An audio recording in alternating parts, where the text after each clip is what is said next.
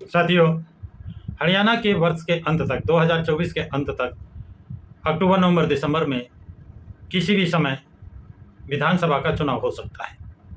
इसके मद्देनज़र बसपा पार्टी और इनेलो ने आपसी गठबंधन किया है।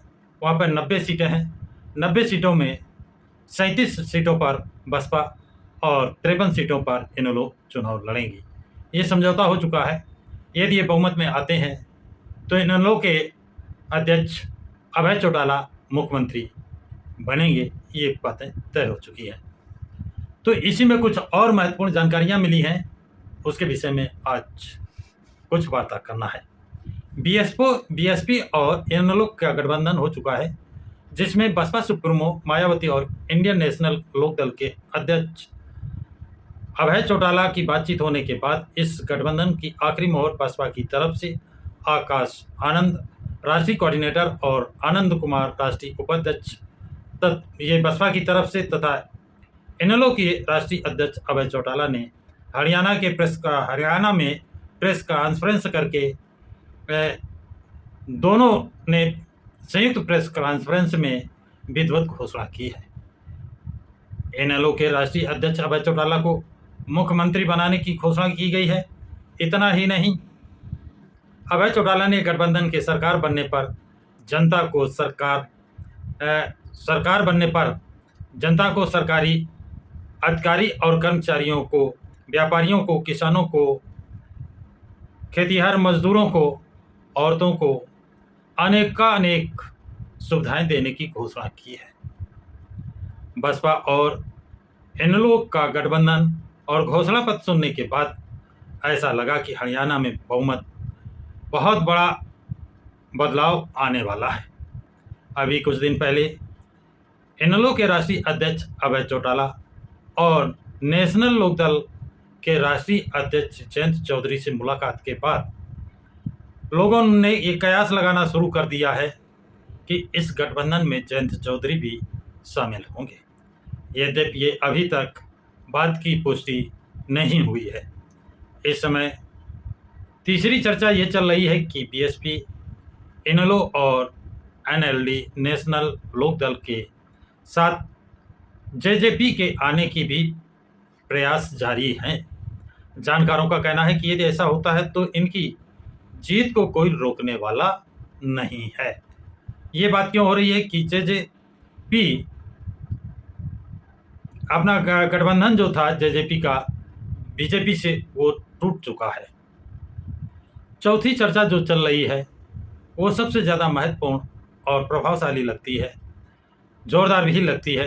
कहते हैं कि बीएसपी, इनेलो, एनएलडी और जेजेपी के साथ आम आदमी पार्टी भी साथ आने की तैयारी बना रही है, क्योंकि आम आदमी पार्टी ने इंडिया गठबंधन से अपना संबंध नाता तोड़ लिया है।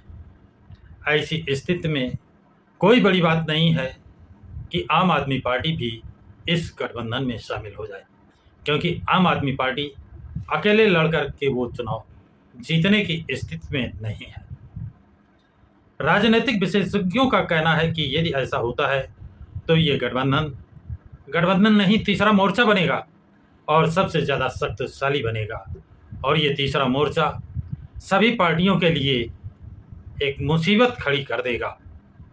फिर भी ताकत इसको सरकार बनाने कहते हैं। अगर ये सभी दल एक साथ आ जाते हैं, बीएसपी, इनेलो, नेशनल लोकदल, जेजेपी, आम आदमी पार्टी यदि एक मोर्चा बना लेते हैं तो इनको सरकार बनाने से कोई नहीं रोक सकता है।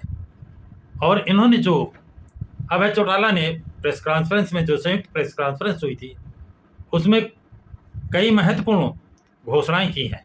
जो घोषणा पत्र जारी किया है उसकी कुछ शर्तें मैं आपको बता रहा हूँ कितनी लोकप्रिय हैं।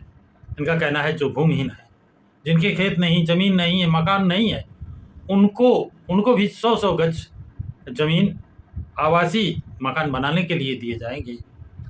सभी बच्चों को निःशुल्क शिक्षा दी जाएगी। ये बहुत बड़ी बात है। अब तक की सरकारें निःशुल्क शिक्षा नहीं, अधिकतर फीस, ज़्यादा फीस बढ़ा कर ले रहे हैं। ये निःशुल्क शिक्षा देने की बात कर रहे हैं।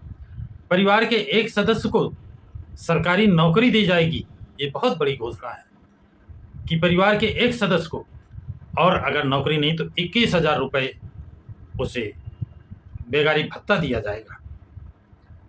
इतना नहीं, कर्मचारियों की, अधिकारियों की जो पुरानी पेंशन बंद कर दी गई थी उसे पुनः चालू किया जाएगा।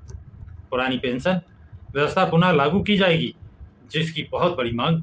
इससे तो सरकारी अधिकारी कर्मचारी ये बहुत खुश होंगे, ऐसा माना जा रहा है। और वृद्धावस्था पेंशन 7,500 7,500 रुपये दी जाएगी, जिससे वृद्धाओं का, बुजुर्गों का जीवन यापन आसानी से, आराम से हो सके। पीने के लिए स्वच्छ जल फ्री में दिया जाएगा। हर गृहिणी को हर महीने गैस सिलेंडर दिया जाएगा।